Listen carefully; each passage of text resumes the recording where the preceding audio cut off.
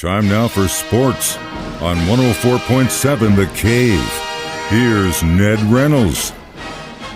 Mike, the intern, Ned Reynolds, back in the studio this morning. So we now know half the teams who are going to play the NFL foreign games next season, which includes, Germany's not this coming season. It is this season. Holy cow. I thought it was at least one more year off. So yeah, we've got a game in Germany. Who's the winner of that match? Well, there are 5 teams that have been named. There are 3 games in London, 1 in Munich, and 1 in Mexico City. Well, the 3 teams that are going to London are the Packers, the Saints, and the Jaguars. They will be 3 of the teams. Now, of course, you have to name their 3 opponents. The 1 team that will play in Munich is the Buccaneers, Tampa Bay Buccaneers. And the 1 team that plays in Mexico is the Arizona Cardinals. Now, the opposition has to be named. A lot of rumors about the Chiefs. Went through the Chiefs' schedule last night, and they play 2 of those teams. One is the Jaguars. I don't really think it's going to be that one. The other is the Buccaneers. I do think it's going to be that one. I think the Chiefs play in Munich against Tampa Bay.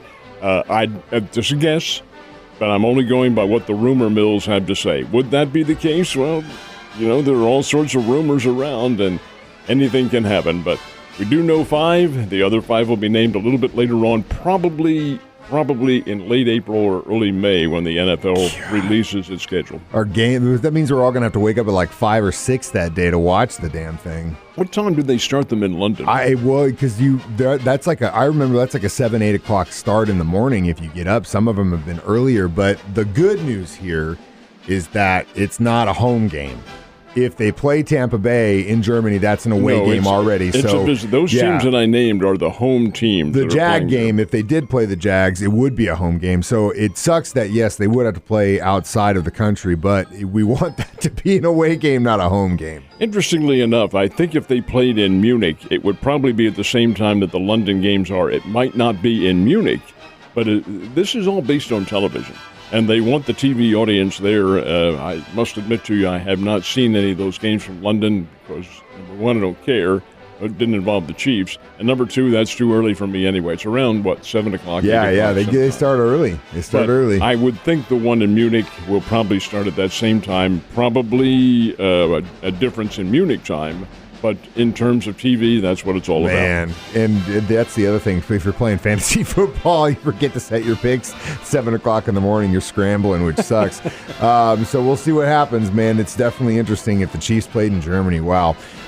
So let's switch gears here. The Drury Panthers baseball team, we talked about this yesterday. They were undefeated.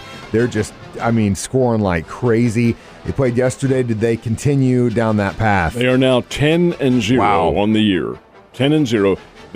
It's a good team. There's no question about that. I do not know about the level of opposition, how good they are. Drury wins yesterday's game with 8 runs in the first inning and 9 more runs in the 6th inning and win 24-2. Come on. They're bludgeoning. They're not beating these teams. That's a football game. They're smacking them into oblivion.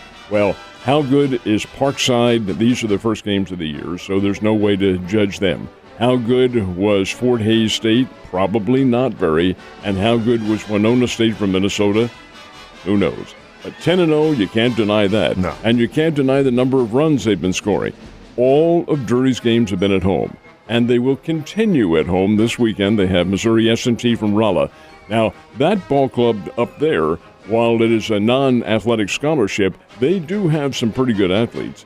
And this might be a pretty good little challenge for Drury, who have lost to Missouri S&T in the past. But over and above that, 4 more games, I think it is, coming up this weekend down at U.S. Ballpark in Ozark. And this team is apparently a lot of fun to watch. Yeah, well, if they're scoring 24 points in a game, they definitely are a lot of fun.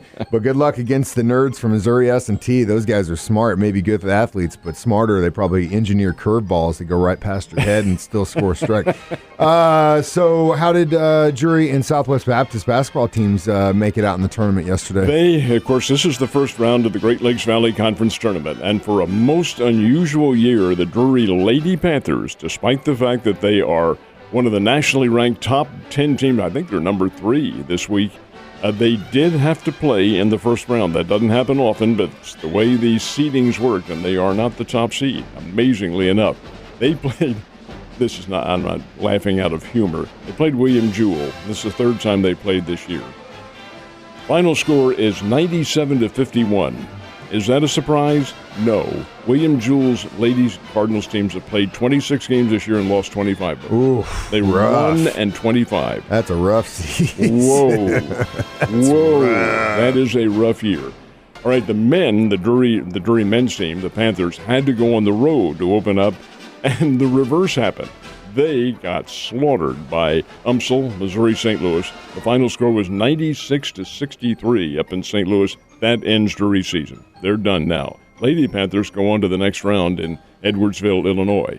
Southwest Baptist, the ladies played last night in Bolivar, played Indianapolis University and beat them 64-61, so that means the Lady Bearcats go up to Edwardsville, Illinois for their next game. The Bearcats, the men's team, which is nationally ranked, had a bye, didn't have to play. They're automatically at Edwardsville. So the Great Lakes Valley Conference Tournament continues on Thursday. The winner of that one automatically into the NCAA Division II Regionals. It'll be very interesting to see what happens. The Drury Lady Panthers and the Southwest Baptist Bearcats men's team are very good. Yes, they are. Yes, they are. So yesterday was the deadline for Major League Baseball to get an agreement between the players and owners. We've got the hidden microphone and a flower pot that Ned definitely dropped off there in a janitor outfit so we could hear what the hell was going on. Late night, did they come to an agreement? Well, they finally ended talking about 1:30 a.m. our time here. So they did continue the negotiations. I think they're serious about getting something done. But the Major League Baseball operation extended the deadline until 4 o'clock our time this afternoon. I have a buddy who works down there now. He's a friend of mine, but he's also a nationally renowned sports writer, Bob Nightingale, who's been sending Twitters all the time. He's covering this thing. And his tweet was, they're making progress. They've agreed on some items, but they're not very close yet, so don't get your hopes up, is how his last tweet. Well, I was going to send him a text back. My hopes and desires have nothing to do with a bunch of greedy pigs sitting around deciding how they're going to spend millions and billions of dollars, which I don't have. To hell with all of them. This really bothers the daylights out of me. But over and above that, extension until 4 o'clock Central Time this afternoon, and then we'll see what happens. That kind of tells me that maybe they're close. If Major League would say, hey, we'll give you one more day. That means that they've come to agreement on some of the issues, but the big ones involving a lot of millions and millions of dollars, I think they're probably closing in, but it's a give and take. Hey, we'll give you this, give you that. And you're dealing, Mike, with egos. I mean, big-time egos. Something that even in our ego-centric business, we can't identify with. Yeah. It's an altogether different level. 1%ers, baby, and we are not part of that club. So, you've been through this before, as far as the strike goes and all this stuff. Does it feel like you're in a relationship with a chick and she cheated on you years ago, she said she'd never do it again, and then all of a sudden, a few years later, you catch her at the bar with some other guy? Is that how you feel right now? Exactly. That's exactly what it is. This is the 9th work stoppage they've had. And the stoppage is off-season, so probably doesn't have quite the impact.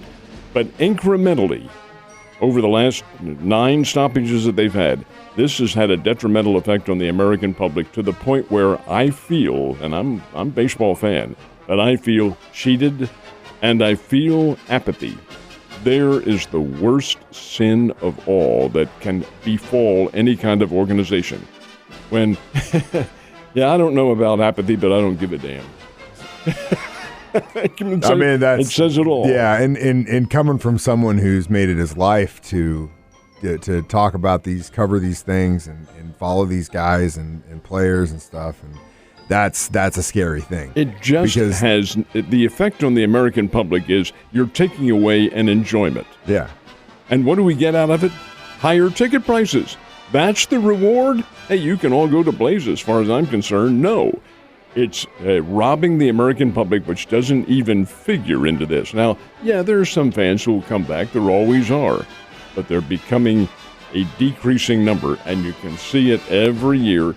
These people are shooting themselves right in the gut by doing all of this, and they don't seem to understand because their greed level is so high that it just is a passing thought. We don't care about them. We're just getting money. That money ain't going to exist forever, folks. No, and again, the apathy thing is a scary thing because that's going to kill them faster than anything else. And then you've got a big old dog like the NFL who's a 24-hour news cycle, 365, and the Combine starts this week. And guys like me are like, all right, we'll check out the quarterback, we'll check out the running backs, check out the DENs, and like that's 2022 season started this week. It isn't just this week; it's today. Yeah, I know. That's what I'm saying. So those guys can talk. I'll just be following along with what my guys are doing in Indy. Last but not least, what dates are the state basketball championships going to be at JQH Arena? Well, for the smaller schools, it's next week, and for the smaller schools are 1, 2, and 3. And the first day of the championships is going to be March the 10th. And the Class 3 teams will play on March the 10th, the 11th. 1 and 2 will play on the 11th and 12th. So that's Thursday, Friday, and Saturday of next week. Not this coming week, but next week. And they are the Classes 1, 2, and 3 teams for the state championships at JQH Arena. The larger schools, 4, 5, and 6, are into their district playoffs now because they are a larger class school, and especially in Class 6. There are fewer teams involved. These are the largest grouping, 5 and 6. They don't all have sectionals. They go right from the districts to the quarterfinals. So their state championships are coming up the following week. So it all encompasses a Thursday, Friday, and Saturday, all at JQH Arena. And these are the state championships, and this is a big deal. And it's always exciting, especially for these kids in the area. Ned, you have a great day. Hopefully we get an agreement by 4 o'clock.